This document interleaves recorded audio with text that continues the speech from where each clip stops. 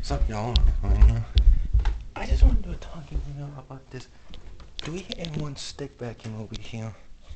Now, as you can see, the motor was doing the wheels, the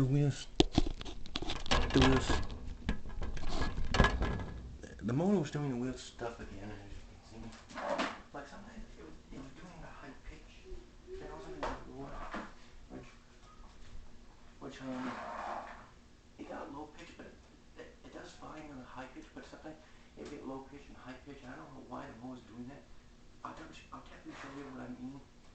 If you first turn it on, and most of the time people just don't understand it, because you can see how this motor is actually, I mean, it still works just fine, but it's just that when you actually turn it off and on, it doesn't make any sense. Like, you really expect how you can see how much this motor actually turns out completely.